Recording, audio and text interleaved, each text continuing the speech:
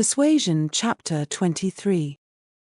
One day only had passed since Anne's conversation with Mrs. Smith, but a keener interest had succeeded, and she was now so little touched by Mr. Elliot's conduct, except by its effects in one quarter, that it became a matter of course the next morning, still to defer her explanatory visit in Rivers Street.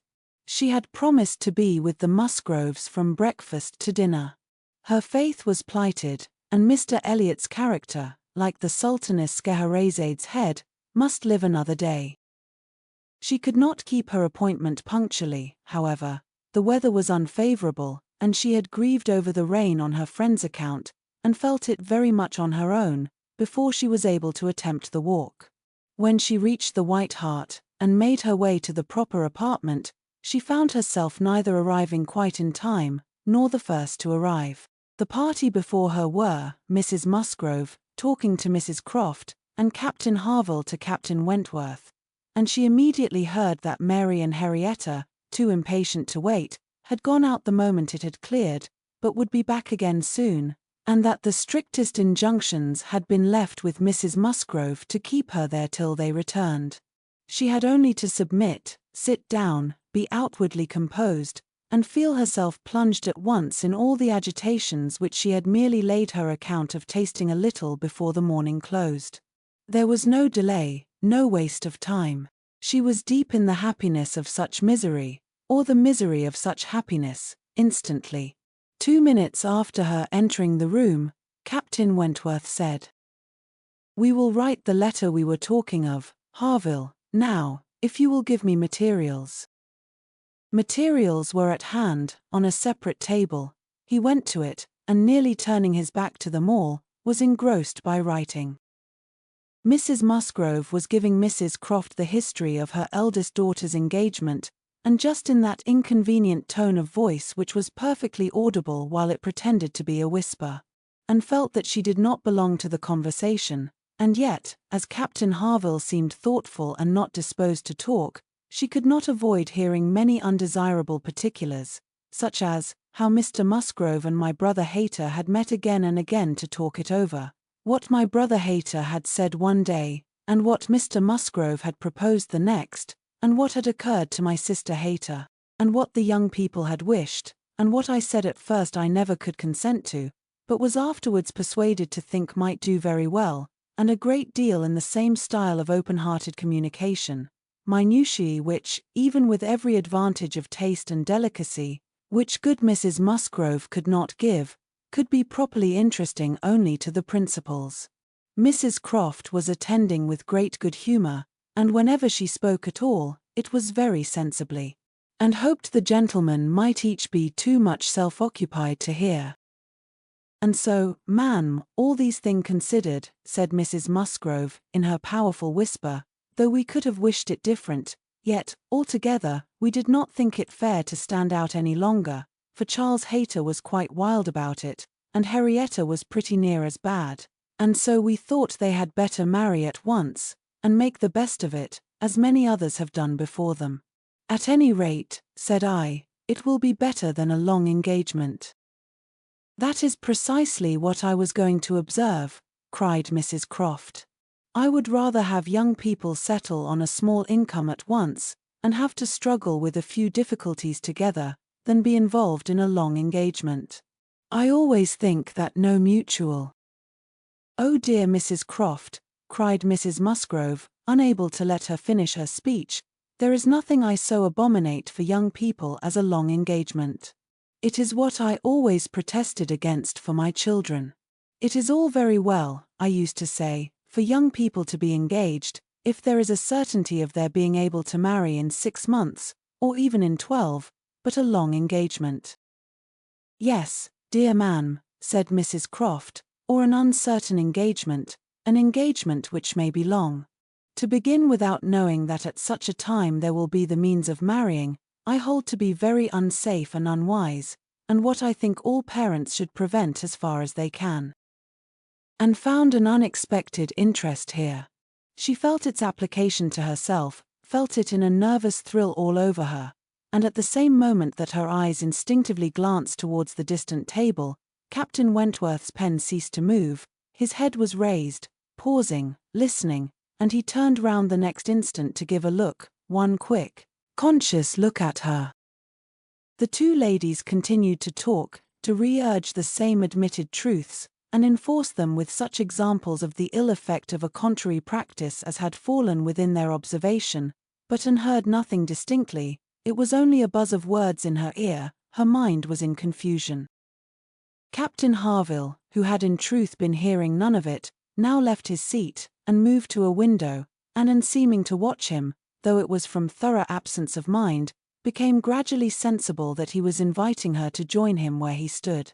He looked at her with a smile, and a little motion of the head, which expressed, "Come to me, I have something to say," and the unaffected, easy kindness of manner which denoted the feelings of an older acquaintance than he really was, strongly enforced the invitation. She roused herself and went to him. The window at which he stood was at the other end of the room from where the two ladies were sitting, and though nearer to Captain Wentworth's table, not very near. As she joined him, Captain Harville's countenance reassumed the serious, thoughtful expression which seemed its natural character. "Look here," said he, unfolding a parcel in his hand, and displaying a small miniature painting. "Do you know who that is?" "Certainly, Captain Benwick." "Yes, and you may guess who it is for." But, in a deep tone, it was not done for her. "Miss Elliot, do you remember our walking together at Lyme, and grieving for him? I little thought then, but no matter. This was drawn at the Cape. He met with a clever young German artist at the Cape, and in compliance with a promise to my poor sister, sat to him, and was bringing it home for her, and I have now the charge of getting it properly set for another. It was a commission to me. But who else was there to employ? I hope I can allow for him. I am not sorry, indeed, to make it over to another. He undertakes it," looking towards Captain Wentworth, "he is writing about it now." And with a quivering lip he wound up the whole by adding, "Poor Fanny, she would not have forgotten him so soon." "No," replied Anne, in a low, feeling voice. "That I can easily believe. It was not in her nature. She doted on him. It would not be the nature of any woman who truly loved." Captain Harville smiled, as much as to say, "Do you claim that for your sex?" And she answered the question, smiling also, "Yes. We certainly do not forget you as soon as you forget us. It is, perhaps, our fate rather than our merit. We cannot help ourselves. We live at home, quiet, confined, and our feelings prey upon us. You are forced on exertion. You have always a profession, pursuits, business of some sort or other, to take you back into the world immediately, and continual occupation and change soon weaken impressions. Granting your assertion that the world does all this so soon for men, which, however, I do not think I shall grant, it does not apply to Benwick. He has not been forced upon any exertion. The peace turned him on shore at the very moment, and he has been living with us, in our little family circle, ever since." "True," said Anne, "very true. I did not recollect. But what shall we say now, Captain Harville? If the change be not from outward circumstances, it must be from within. It must be nature, man's nature, which has done the business for Captain Benwick." "No, no, it is not man's nature. I will not allow it to be more man's nature than woman's to be inconstant and forget those they do love, or have loved. I believe the reverse. I believe in a true analogy between our bodily frames and our mental, and that as our bodies are the strongest, so are our feelings, capable of bearing most rough usage and riding out the heaviest weather." "Your feelings may be the strongest," replied Anne, "but the same spirit of analogy will authorize me to assert that ours are the most tender. Man is more robust than woman, but he is not longer lived, which exactly explains my view of the nature of their attachments. Nay, it would be too hard upon you, if it were otherwise. You have difficulties, and privations, and dangers enough to struggle with. You are always laboring and toiling, exposed to every risk and hardship. Your home, country, friends, all quitted. Neither time, nor health, nor life, to be called your own. It would be hard, indeed, with a faltering voice, if woman's feelings were to be added to all this. We shall never agree upon this question, Captain Harville was beginning to say, when a slight noise called their attention to Captain Wentworth's hitherto perfectly quiet division of the room. It was nothing more than that his pen had fallen down, but Anne was startled at finding him nearer than she had supposed, and half inclined to suspect that the pen had only fallen because he had been occupied by them, striving to catch sounds, which yet she did not think he could have caught. "Have you finished your letter?" said Captain Harville. "Not quite, a few lines more. I shall have done in 5 minutes. There is no hurry on my side. I am only ready whenever you are. I am in very good anchorage here," smiling at Anne, "well supplied, and want for nothing. No hurry for a signal at all. Well, Miss Elliot," lowering his voice, "as I was saying, we shall never agree, I suppose, upon this point. No man and woman would, probably. But let me observe that all histories are against you, all stories, prose and verse. If I had such a memory as Benwick, I could bring you 50 quotations in a moment on my side the argument, and I do not think I ever opened a book in my life which had not something to say upon woman's inconstancy. Songs and proverbs, all talk of woman's fickleness. But perhaps you will say, these were all written by men. Perhaps I shall. Yes, yes, if you please, no reference to examples in books. Men have had every advantage of us in telling their own story. Education has been theirs in so much higher a degree, the pen has been in their hands. I will not allow books to prove anything. But how shall we prove anything? We never shall. We never can expect to prove anything upon such a point. It is a difference of opinion which does not admit of proof. We each begin, probably, with a little bias towards our own sex, and upon that bias build every circumstance in favor of it which has occurred within our own circle, many of which circumstances, perhaps those very cases which strike us the most, may be precisely such as cannot be brought forward without betraying a confidence, or in some respect saying what should not be said. "Art," cried Captain Harville, in a tone of strong feeling, "if I could but make you comprehend what a man suffers when he takes a last look at his wife and children, and watches the boat that he has sent them off in, as long as it is in sight, and then turns away and says, 'God knows whether we ever meet again.' And then, if I could convey to you the glow of his soul when he does see them again, when, coming back after a 12-month's absence, perhaps, and obliged to put into another port, he calculates how soon it be possible to get them there, pretending to deceive himself, and saying, 'They cannot be here till such a day,' but all the while hoping for them 12 hours sooner, and seeing them arrive at last, as if heaven had given them wings, by many hours sooner still. If I could explain to you all this, and all that a man can bear and do, and glories to do, for the sake of these treasures of his existence, I speak, you know, only of such men as have hearts, pressing his own with emotion." "Oh," cried Anne eagerly, "I hope I do justice to all that is felt by you, and by those who resemble you. God forbid that I should undervalue the warm and faithful feelings of any of my fellow creatures. I should deserve utter contempt if I dared to suppose that true attachment and constancy were known only by woman. No, I believe you capable of everything great and good in your married lives.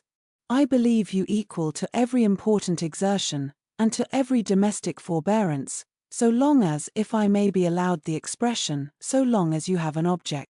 I mean while the woman you love lives, and lives for you. All the privilege I claim for my own sex, it is not a very enviable one, you need not covet it, is that of loving longest, when existence or when hope is gone." She could not immediately have uttered another sentence. Her heart was too full, her breath too much oppressed. "You are a good soul," cried Captain Harville, putting his hand on her arm, quite affectionately. "There is no quarrelling with you. And when I think of Benwick, my tongue is tied." Their attention was called towards the others. Mrs. Croft was taking leave. "Here, Frederick, you and I part company, I believe," said she. "I am going home, and you have an engagement with your friend.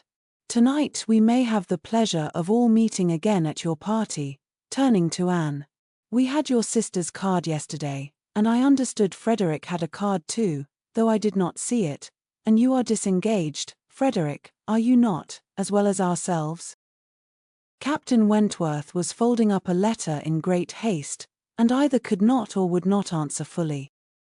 "Yes," said he, "very true, here we separate, but Harville and I shall soon be after you. That is, Harville, if you are ready, I am in half a minute. I know you will not be sorry to be off. I shall be at your service in half a minute." Mrs. Croft left them, and Captain Wentworth, having sealed his letter with great rapidity, was indeed ready, and had even a hurried, agitated air, which showed impatience to be gone. Anne knew not how to understand it. She had the kindest good morning, God bless you, from Captain Harville, but from him not a word, nor a look. He had passed out of the room without a look. She had only time, however, to move closer to the table where he had been writing, when footsteps were heard returning. The door opened, it was himself.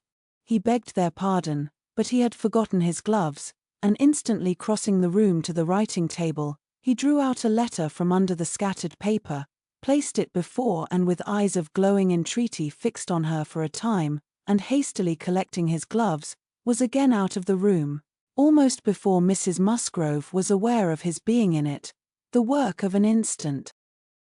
The revolution which one instant had made in Anne was almost beyond expression. The letter, with a direction hardly legible, to Miss Aide, was evidently the one which he had been folding so hastily. While supposed to be writing only to Captain Benwick, he had been also addressing her. On the contents of that letter depended all which this world could do for her. Anything was possible, anything might be defied rather than suspense. Mrs. Musgrove had little arrangements of her own at her own table. To their protection she must trust, and sinking into the chair which he had occupied, succeeding to the very spot where he had leaned and written, her eyes devoured the following words: "I can listen no longer in silence. I must speak to you by such means as are within my reach. You pierce my soul. I am half agony, half hope. Tell me not that I am too late, that such precious feelings are gone forever. I offer myself to you again with a heart even more your own than when you almost broke it, 8 years and a half ago. Dare not say that man forgets sooner than woman, that his love has an earlier death. I have loved none but you. Unjust I may have been, weak and resentful I have been, but never inconstant. You alone have brought me to Bath. For you alone, I think and plan. Have you not seen this? Can you fail to have understood my wishes? I had not waited even these 10 days, could I have read your feelings, as I think you must have penetrated mine. I can hardly write. I am every instant hearing something which overpowers me. You sink your voice, but I can distinguish the tones of that voice when they would be lost on others. Too good, too excellent creature, you do us justice, indeed. You do believe that there is true attachment and constancy among men. Believe it to be most fervent, most undeviating, in F.W. I must go, uncertain of my fate, but I shall return hither, or follow your party, as soon as possible. A word, a look, will be enough to decide whether I enter your father's house this evening or never. Such a letter was not to be soon recovered from. Half an hour's solitude and reflection might have tranquilized her, but the 10 minutes only which now passed before she was interrupted, with all the restraints of her situation, could do nothing towards tranquillity. Every moment rather brought fresh agitation. It was overpowering happiness. And before she was beyond the first stage of full sensation, Charles, Mary, and Henrietta all came in. The absolute necessity of seeming like herself produced then an immediate struggle, but after a while she could do no more. She began not to understand a word they said, and was obliged to plead indisposition and excuse herself. They could then see that she looked very ill, were shocked and concerned, and would not stir without her for the world. This was dreadful. Would they only have gone away, and left her in the quiet possession of that room, it would have been her cure, but to have them all standing or waiting around her was distracting, and in desperation, she said she would go home. "By all means, my dear," cried Mrs. Musgrove, "go home directly, and take care of yourself, that you may be fit for the evening. I wish Sarah was here to doctor you, but I am no doctor myself. Charles, ring and order a chair. She must not walk." But the chair would never do. Worse than all, to lose the possibility of speaking 2 words to Captain Wentworth in the course of her quiet, solitary progress up the town, and she felt almost certain of meeting him, could not be borne. The chair was earnestly protested against, and Mrs. Musgrove, who thought only of one sort of illness, having assured herself with some anxiety that there had been no fall in the case, that Anne had not at any time lately slipped down and got a blow on her head, that she was perfectly convinced of having had no fall, could part with her cheerfully, and depend on finding her better at night. Anxious to omit no possible precaution, Anne struggled, and said, "I am afraid, ma'am, that it is not perfectly understood. Pray be so good as to mention to the other gentlemen that we hope to see your whole party this evening. I am afraid there had been some mistake, and I wish you particularly to assure Captain Harville and Captain Wentworth that we hope to see them both." "Oh, my dear, it is quite understood, I give you my word. Captain Harville has no thought but of going." "Do you think so? But I am afraid, and I should be so very sorry. Will you promise me to mention it, when you see them again?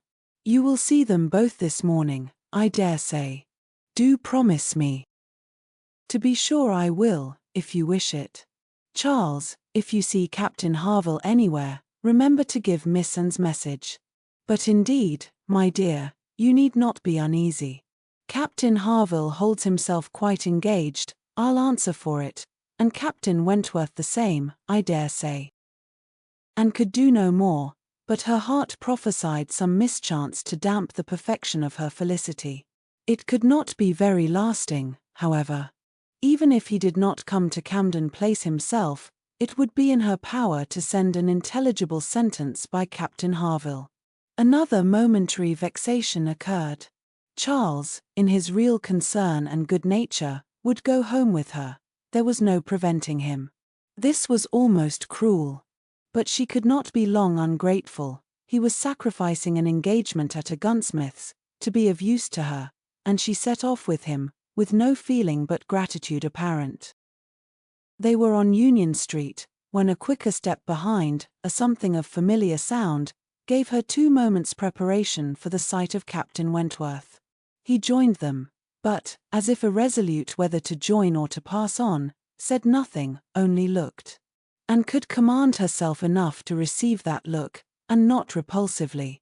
The cheeks which had been pale now glowed, and the movements which had hesitated were decided. He walked by her side. Presently, struck by a sudden thought, Charles said, "Captain Wentworth, which way are you going? Only to Gay Street, or farther up the town?" "I hardly know," replied Captain Wentworth, surprised. "Are you going as high as Belmont? Are you going near Camden Place? Because, if you are, I shall have no scruple in asking you to take my place, and given your arm to her father's door. She is rather done for this morning, and must not go so far without help, and I ought to be at that fellow's in the market-place. He promised me the sight of a capital gun he is just going to send off, said he would keep it unpacked to the last possible moment, that I might see it, and if I do not turn back now, I have no chance. By his description, a good deal like the second-sized double-barrel of mine, which you shot with one day round Winthrop." There could not be an objection. There could be only the most proper alacrity, a most obliging compliance for public view, and smiles reined in and spirits dancing in private rapture. In half a minute Charles was at the bottom of Union Street again, and the other two proceeding together, and soon words enough had passed between them to decide their direction towards the comparatively quiet and retired gravel walk, where the power of conversation would make the present hour a blessing indeed, and prepare it for all the immortality which the happiest recollections of their own future lives could bestow. There they exchanged again those feelings and those promises which had once before seemed to secure everything, but which had been followed by so many, many years of division and estrangement. There they returned again into the past, more exquisitely happy, perhaps, in their reunion, than when it had been first projected, more tender, more tried, more fixed in a knowledge of each other's character, truth, and attachment, more equal to act, more justified in acting. And there, as they slowly paced the gradual ascent, heedless of every group around them, seeing neither sauntering politicians, bustling housekeepers, flirting girls, nor nursery-maids and children, they could indulge in those retrospections and acknowledgments, and especially in those explanations of what had directly preceded the present moment, which were so poignant and so ceaseless in interest.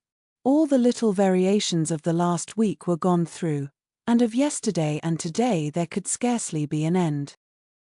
She had not mistaken him. Jealousy of Mr. Elliot had been the retarding weight, the doubt, the torment, that had begun to operate in the very hour of first meeting her in Bath, that had returned, after a short suspension, to ruin the concert, and that had influenced him in everything he had said and done, or omitted to say and do, in the last 24 hours. It had been gradually yielding to the better hopes which her looks, or words, or actions occasionally encouraged. It had been vanquished at last by those sentiments and those tones which had reached him while she talked with Captain Harville, and under the irresistible governance of which he had seized a sheet of paper, and poured out his feelings. Of what he had then written, nothing was to be retracted or qualified. He persisted in having loved none but her. She had never been supplanted. He never even believed himself to see her equal. Thus much indeed he was obliged to acknowledge, that he had been constant unconsciously, nay unintentionally, that he had meant to forget her, and believed it to be done.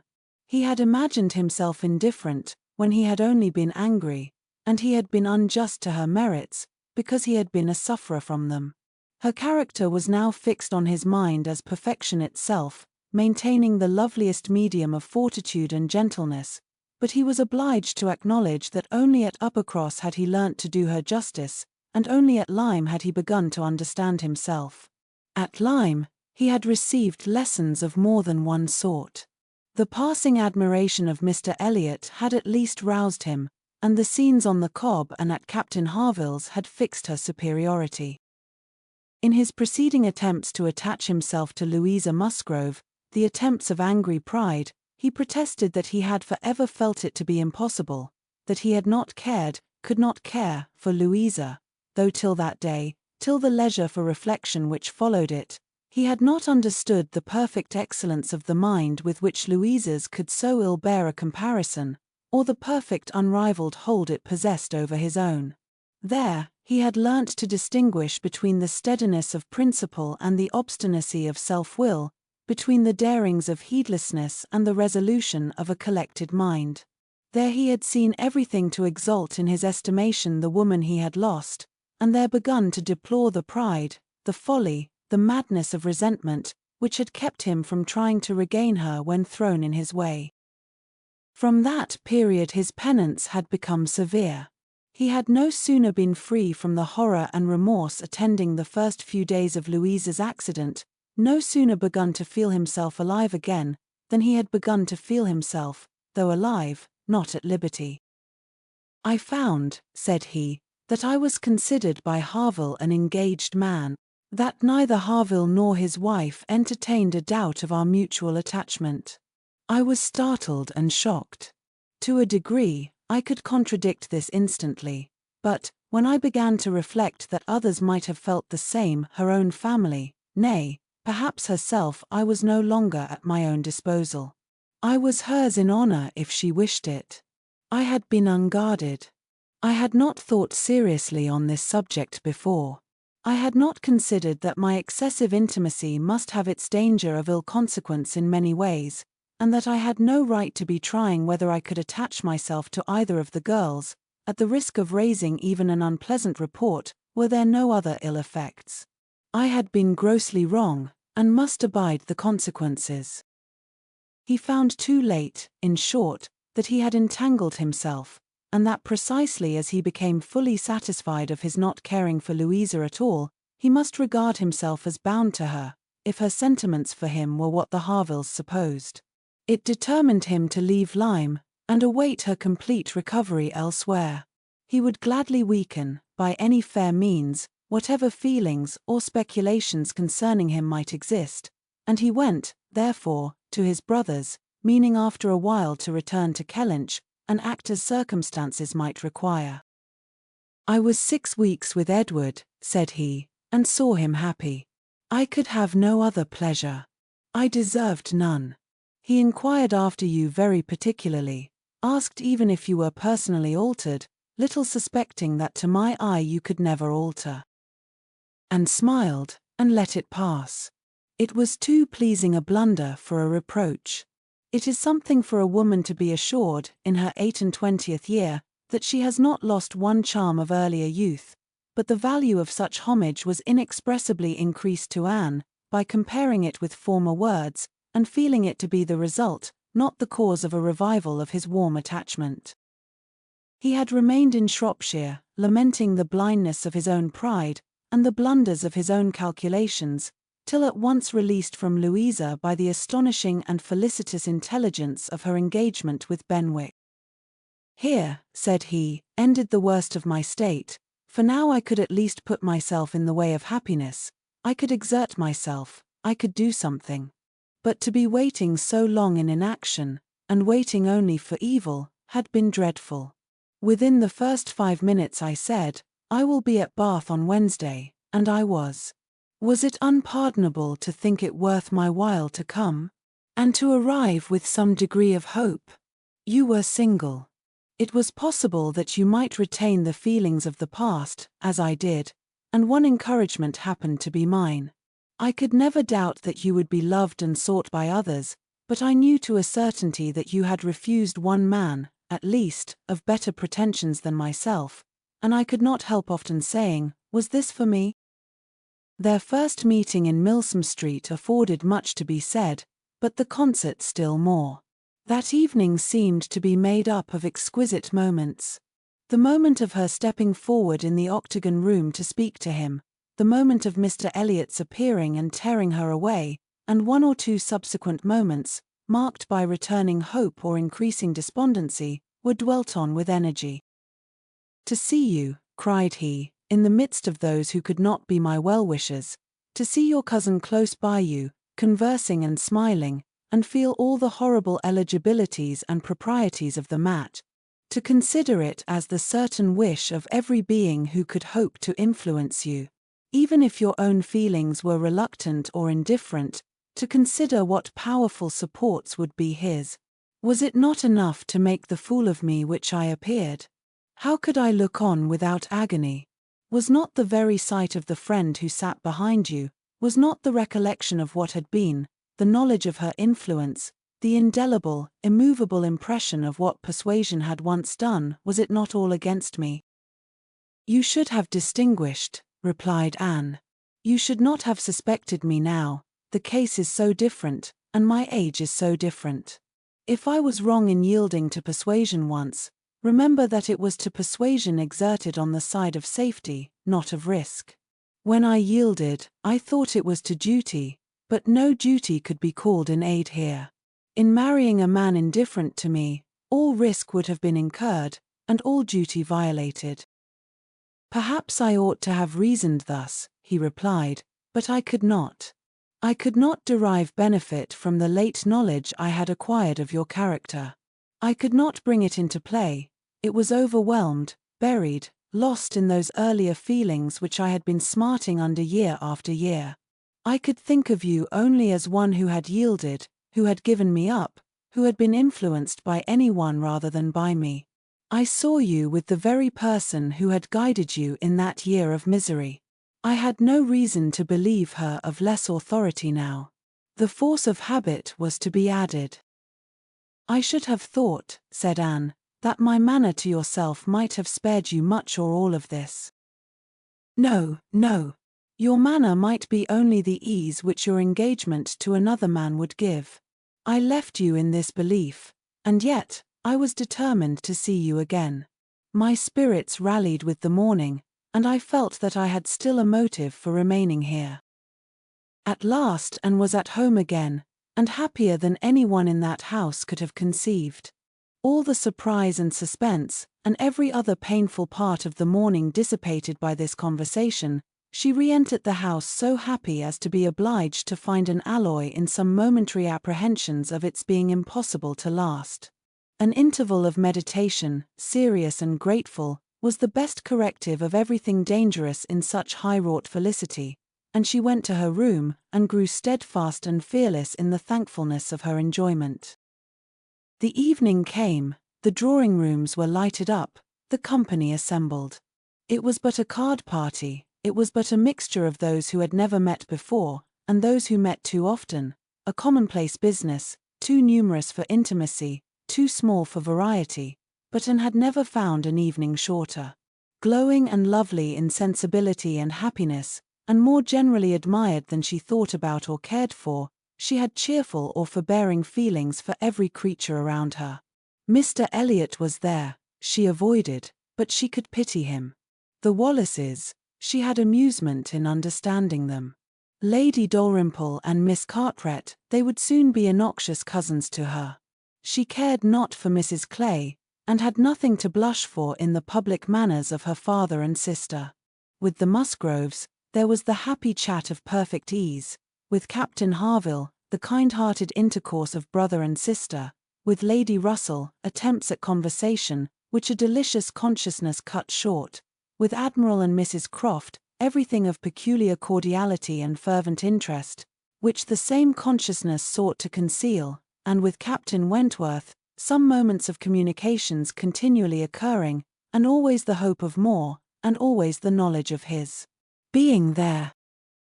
It was in one of these short meetings, each apparently occupied in admiring a fine display of greenhouse plants, that she said, "I have been thinking over the past, and trying impartially to judge of the right and wrong, I mean with regard to myself, and I must believe that I was right, much as I suffered from it, that I was perfectly right in being guided by the friend whom you will love better than you do now.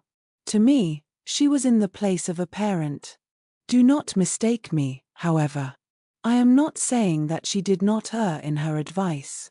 It was, perhaps, one of those cases in which advice is good or bad only as the event decides, and for myself, I certainly never should, in any circumstance of tolerable similarity, give such advice. But I mean, that I was right in submitting to her, and that if I had done otherwise, I should have suffered more in continuing the engagement than I did even in giving it up, because I should have suffered in my conscience. I have now, as far as such a sentiment is allowable in human nature, nothing to reproach myself with, and if I mistake not, a strong sense of duty is no bad part of a woman's portion." He looked at her, looked at Lady Russell, and looking again at her, replied, as if in cool deliberation, "Not yet. But there are hopes of her being forgiven in time. I trust to being in charity with her soon. But I too have been thinking over the past, and a question has suggested itself, whether there may not have been one person more my enemy even than that lady. My own self. Tell me if, when I returned to England in the year 8, with a few £1,000, and was posted into the Laconia, if I had then written to you, would you have answered my letter? Would you, in short, have renewed the engagement then? Would I, was all her answer, but the accent was decisive enough. Good God, he cried, you would. It is not that I did not think of it, or desire it, as what could alone crown all my other success, but I was proud, too proud to ask again. I did not understand you. I shut my eyes, and would not understand you, or do you justice. This is a recollection which ought to make me forgive every one sooner than myself. 6 years of separation and suffering might have been spared. It is a sort of pain, too, which is new to me. I have been used to the gratification of believing myself to earn every blessing that I enjoyed. I have valued myself on honorable toils and just rewards. Like other great men under reverses, he added, with a smile, I must endeavor to subdue my mind to my fortune. I must learn to brook being happier than I deserve.